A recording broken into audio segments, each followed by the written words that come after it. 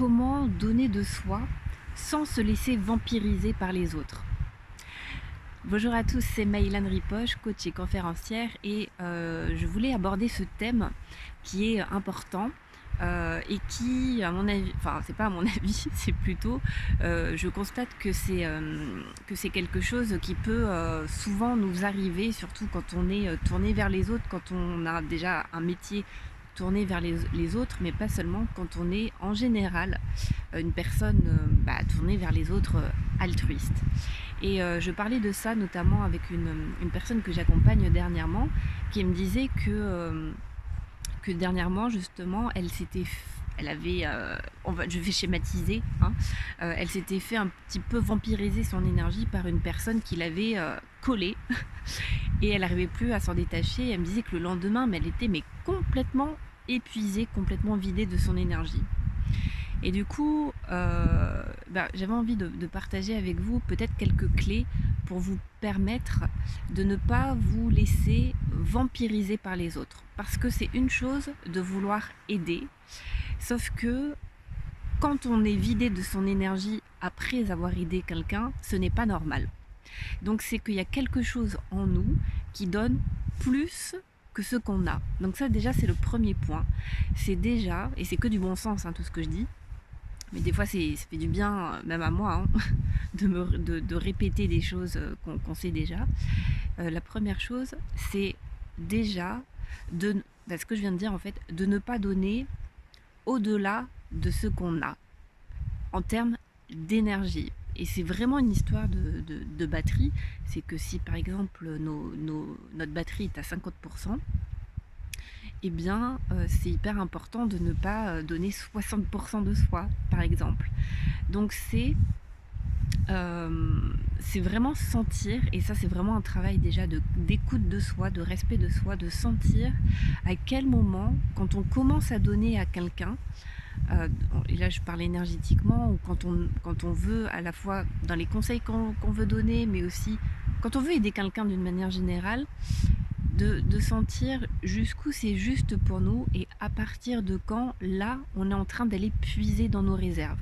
Et si vous sentez que vous puisez dans vos réserves, attention, là, ça commence à ne plus être juste pour vous et du coup, ce n'est plus juste pour l'autre non plus.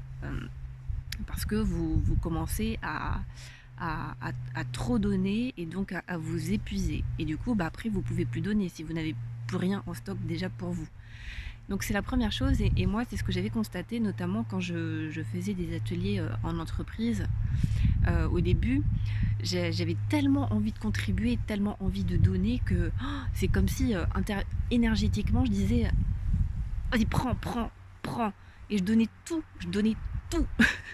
Et du coup après j'étais complètement épuisée et je me disais mais du coup je vais pas pouvoir en faire mon métier parce que du coup je mets une semaine à m'en remettre quoi. Et pareil après mes séances de coaching individuel, au début quand j'ai commencé, j'étais épuisée après une séance d'1h30 et je me suis dit mais comment les gens font pour tenir dans la durée. Et j'ai compris, c'est que je me suis observée et j'ai vu qu'il y a un espace en moi en fait qui était, je sais pas si vous allez comprendre l'image, en tout cas c'est la meilleure image qui me vient là, c'est j'étais en avant, c'est-à-dire que c'est comme si mon corps était dans son axe et dans mon énergie, je donnais, limite, il y a quelque chose que je forçais en fait. J'allais vraiment puiser dans mes ressources pour que les gens, j'avais tellement envie de donner que je donnais tout. Et du coup, j'étais épuisée. Et ça, c'est pas juste. Et donc du coup, je me suis observée et j'ai vraiment senti, dès qu'il y avait un mouvement intérieur qui partait vers l'avant, hop, intérieurement, je me redressais pour donner à partir d'un élan qui était juste pour moi, à partir d'un élan équilibré. Et pas dans le... Et pas comme si je déversais quelque chose, c'est-à-dire de vraiment sentir je sais pas si je suis claire, mais bon, vous ferez le tri, de ne pas forcer dans votre façon de donner. L'autre point aussi, c'est, ça je le dis souvent, d'aller vous reconnecter régulièrement dans la nature, recharger vos batteries. Surtout si vous êtes régulièrement en contact avec d'autres personnes, le fait d'être en contact avec des personnes, ça peut, et surtout certaines personnes qui ont tendance à pomper, c'est hyper important d'aller se reconnecter soi-même à travers des moments de pause et de reconnexion dans la nature, comme je suis en train de faire maintenant. Et puis de ramener aussi, un point aussi, c'est vraiment l'ancrage, vraiment l'ancrage. Justement, c'est ce qui va vous permettre de ne pas avoir votre énergie justement trop en avant et d'être dans la fuite d'énergie, et de ramener votre attention justement au niveau de votre ventre, et donc de votre centre.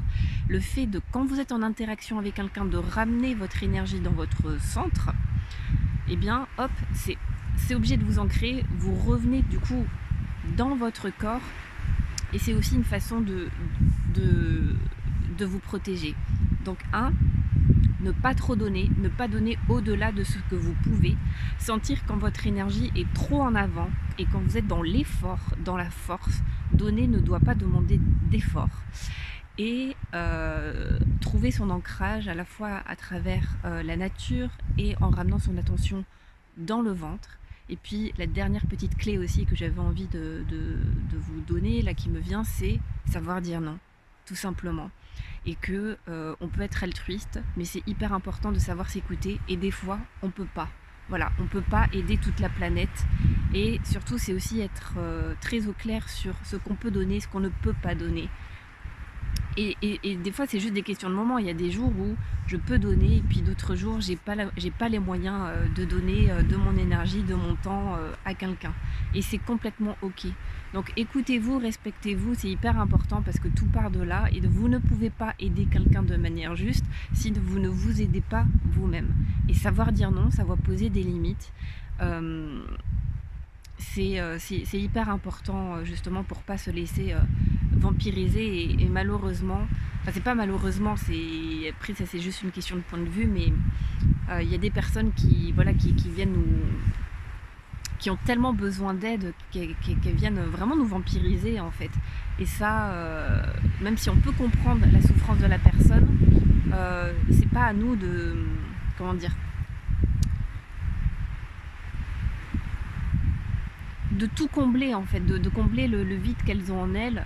C'est pas chaque ouais, c'est un peu délicat là, mais j'espère que vous comprendrez ce que je veux dire. C'est pas à nous de... Elles ont aussi leur chemin à faire. Voilà, on peut pas tout faire à la place des autres. Voilà. Donc dites-moi en commentaire comment ça résonne pour vous. Si vous pensez que cette vidéo peut aider, pensez à la partager, à vous abonner à ma chaîne YouTube Les Guerriers Pacifiques si ce n'est pas encore fait, pour recevoir toutes mes vidéos de manière automatique. Et puis vous pouvez aussi également suivre mon atelier, la méthode sage pour devenir maître de votre vie, qui est gratuit, que je vous offre et dont vous trouverez le lien quelque part autour de cette vidéo. Je vous souhaite une très bonne journée et je vous dis à bientôt.